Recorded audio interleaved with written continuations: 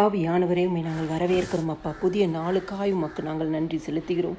யாத்திராகமம் 3வது அதிகாரம் 14வது வசனம். அதற்கு தேவன், இருக்கிறவராக இருக்கிறேன் என்று மோசேயுடனே சொல்லி, இருக்கிறேன் என்பவர் என்னை உங்களிடத்தில் அனுப்பினார் என்று இஸ்ரவேல் புத்திரரோடு சொல்லுவாயாக. கிறிஸ்துக்குள் பிரியமானவர்களே, ஆண்டவராகிய தேவன் தம்முடைய நாமத்தை இருக்கிறவராக இருக்கிறேன் என்று சொல்லி மோசேக்கு வெளிப்படுத்தி பார்வோனுடைய சமூகத்திற்கும் இஸ்ரவேல் புத்திரருக்கும் அனுப்புகிறார். ஆண்டவர் செய்த அற்புதங்களை யாத்திராகமத்தின் வழியாக நாம் அறிந்து கொள்ள முடியும். யாத்திராகமம் 6வது அதிகாரம். மேலும் தேவன் மோசேயை நோக்கி, நான் யெகோவா, சர்வ வல்லமையுள்ள தேவன் என்னும் நாமத்தினால் நான் ஆபிரகாமுக்கும் ஈசாக்குக்கும் யாக்கோபுக்கும் தரிசனமானேன். ஆனாலும் யெகோவா என்னும் என் நாமத்தினால் நான் அவர்களுக்கு அறியப்படவில்லை என்று சொல்லி தம்முடைய நாமத்தை யெகோவா என்று சொல்லி மோசேக்கு வெளிப்படுத்துகிறார். ஆபிரகாம் ஆதியாகமம் 17வது அதிகாரத்தில் ஆபிரகாமோடு பேசும்பொழுது, நான் சர்வ வல்லமையுள்ள தேவன் என்று சொல்லி உன்னை மிகவும் திரளாய் பெருக பண்ணுவேன் என்று வாக்கு பண்ணுகிறார். வாக்கின்படியே கர்த்தர் ஆபிரகாமை ஆசீர்வதித்தார்.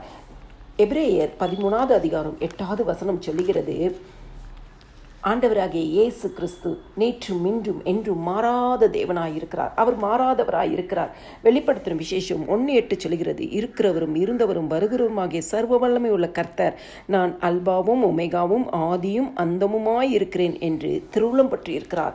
கிறிஸ்துக்குள் பிரியமானவர்களே, இருக்கிறேன் என்கிற தேவன், இருக்கிறவராகவே இருக்கிறேன் என்று தம்முடைய நாமத்தை வெளிப்படுத்தின தேவன், யெகோவா என்று சொல்லி தம்முடைய நாமத்தை வெளிப்படுத்தின தேவன், ஆண்டவராகிய இயேசு கிறிஸ்து நேற்றும் இன்றும் என்றும் மாறாத தேவன், இருக்கிறவரும் இருந்தவரும் வரப்போகிறோமாகிய சர்வ வல்லமையுள்ள கர்த்தர் தம்முடைய நாமத்தை நான் அல்பா ஒமேகா ஆதியும் அல்பாவும் ஒமேகாவும் ஆதியும் அந்தவுமாய் இருக்கிறேன் என்று திருவுளம் பட்டுகிறார்.